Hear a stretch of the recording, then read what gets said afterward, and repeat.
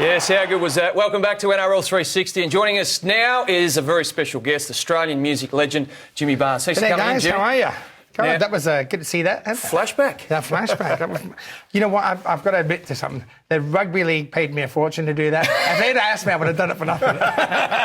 Tell us about working with Tina Turner. Oh man, she was incredible. I remember I flew into Holland. They recorded the vocals and stuff in Holland, and I flew in there. And the night we got in that night before, and I was a bit tired and emotional. No, I was a bit tired, and I got there in the studio at 10 o'clock in the morning, and Tina was there. And as soon as she opened her mouth, she was just like frighteningly good singer. It was like holy hell. So I sang with her, and she was really warm and really encouraging, and she looked amazing, full of energy. And it came down to the point where they were making the film and the clip the next day. And I'm standing there, and the director says, "Okay, Jimmy, we're just going to pan across, and we want you to just, you and Tina just dance away." And I'm sort of, because I'm not the snappiest dancer. And Tina turned over and she leaned into me and she said, "Honey, stand still. I'll make you look good." It was just awesome. She did. She did. Well, she didn't make me look good, but she looked all right. But it was just incredible. She was a great girl. Yeah, really good girl. Now, you love your league. You're a Tiger supporter. How did that come about?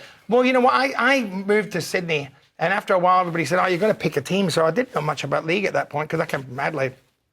And so I watched a couple of games, and I picked my two favourite players in the game were Blocker and Ciro. So that was it. They were the two biggest thugs in the business. They were hard men, and I thought these are my type. They're my type of players. So I've been sentimentally following the Tigers ever since. But in the last 12 years, I've lived in Botany, and about probably 6 months ago, I was at a party with Russell Crowe, and Russell's going, "Jimmy, come on, you've been there long enough. You've got to support South." And I'm thinking, and I was talking to him. I'm saying, you know what? When South won the premiership, it was so great for that whole area. That I mean, for 12 months, people had a smile on their faces. They had the colours up and all that. So I sort of got a sentimental spot for the South as well, for the Rabbitohs, because of what they've done for our area. Incredible.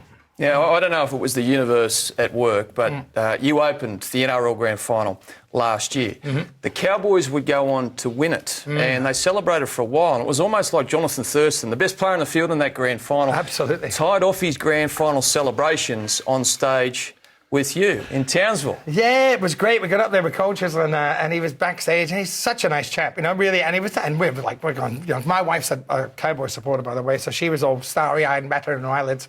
And he, he was there, and he was standing aside the stage watching. Next minute, he's on stage singing with me. It was incredible, and the crowd went nuts. It was. I think it sort of not only rounded off his sort of celebration, but the crowds. It was like the big day for them. It was really beautiful. Yeah. Every year we sit down and we say to ourselves, right, who's the NRL Grand Final this year, the entertainment, the NRL announces who it is, and everybody sort of slumps a little bit. And every now and then they get it right, and they say the Grand Final entertainment this year is Jimmy Barnes or it's Cole Chisel, which it was last year. And there was a lift. And I was there last year, and there was, for the first time in many years, there was anticipation about actually watching Chisel as part of the Grand Final performances rather than who they generally wheel out. What's it like for you guys to do that job? Well, when we were, when we started playing again in about 1997, after a long break, and probably, really from not long after that, people have been sort of hinting us, you should play the Grand Final, you should play the Grand Final. So finally, when it came around, I've got to say the NRL really, they did it well. They not only paid us really well, but they spent money on the production, they spent money on the promotion. By the time the final came around, they'd spent 6 months really promoting it. People were excited about the game, excited about us playing there. So when we walked on, everybody worked hard, of course, but when we walked on, it was it was like a great feeling to be a part of. Like one of the biggest sporting events, in the world, and definitely one of the hardest sporting events in the world, toughest. To be there on the field and knowing that those people, they like their sports tough and they like their music tough, and that's all they wanted from us, and that was really great. It was awesome. Yeah. You're also part of I remember there one year you nearly became a tragic sort of sidelight of Grand Final. Remember the helicopter? Can I tell you what happened? I was telling my. They were flying me in this Air Force helicopter, and it was they had to hover, over the back. They're waiting for a while there, And I had a few drinks, you know, and I had the headphones on. I was mouthing off to the pilot, and I'm going, I think I can see your house from here, you know. And, what's your wife doing, and all this sort of stuff. And so he was getting getting the shits with me. And eventually they put it down, and he tipped it over, you know. And I was like, Jesus, you know, because I'd been a loudmouth in the helicopter, so I deserved everything I got. For just a brief second, everybody in the stadium just went, "What that?" That's as exactly a dick what he towards wanted you. to do. It wasn't an accident. It wasn't an accident. But he was. I spoke to him later. He was a good guy. It was like I say, you've got to be careful who you sell your mouth off to. You've got to get your head shut off, you know.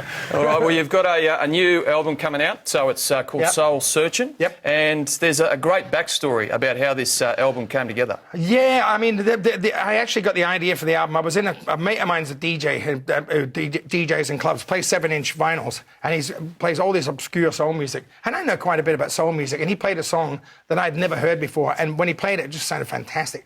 So I started to understand that there was a whole bunch of soul music that never made it onto the radio. So I went and searched out a bunch of music, which I then took to the southern states of America, and I went to Memphis. And I went to Al Green's church, and I went to a bunch of bars. The photo on the cover is at a bar called Ernstine and Hazel's, which is a bar from the 50s where all black musicians used to go and hang. I don't know if they were allowed in the other bars, but this bar was a bar on the ground floor and a brothel on the top floor. And it's actually the bar where Mick Jagger wrote Honky Tonk Women about. So so I soaked up a lot of atmosphere around the place. And then I went to Nashville and started recording these songs. I used two bands. One was put together by Michael, the bass player, and Michael's the most recorded bass player in history. And the second band I used was a band called the Memphis Boys, who were... the Memphis Boys have played on 120 top 5 singles on the Billboard charts in America. Right? They played on everything from Neil Diamond to Dusty Springfield to Otis Redding to Wilson Pickett, to everybody you can imagine. Incredible band. And, of course, they're most famous for playing... with Elvis, the King. They played on In the Ghetto. They played on Suspicious Minds. And when they came into the studio, they were like 80 years old, you know, a couple of them, and they had canes. But as soon as they sat at their instruments, they were like kids. They just like bang. It was, and I had to shut my eyes. I was in the studio where Elvis had recorded in Nashville with his band, and I just shut my eyes. It was like, tick that one off the bucket list, you know. That's I've done it all now. I can retire, you know. Oh, brilliant. Now, well, you've whet the appetite for some music. Yeah, Jimmy, thanks so much for coming in. Very nice to see you, And you're going to jump next door now and fire up the Band for a Life Absolutely. performance. Thanks for having us on the show. All right, there he was, Jimmy Barnes. His latest release, Soul Searching, was recorded in Nashville, Tennessee, and includes some of the greatest soul musicians of all time, Steve Cropper, Dan Penn, and, of course, the world-renowned Memphis Boys. So here he is, live on NRL 360, singing Cry to Me, the one, the only, Jimmy Barnes.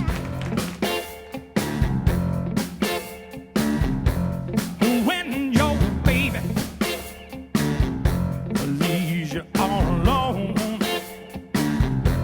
and nobody calls you on the phone, don't you feel like crying? Don't you feel like crying? Don't you feel like crying? Come on, you can cry to me. Oh, when you're all alone and you're on the roof and there's nothing but the smell of her perfume. Don't you feel like crying? Don't you feel like crying? Don't you feel like crying?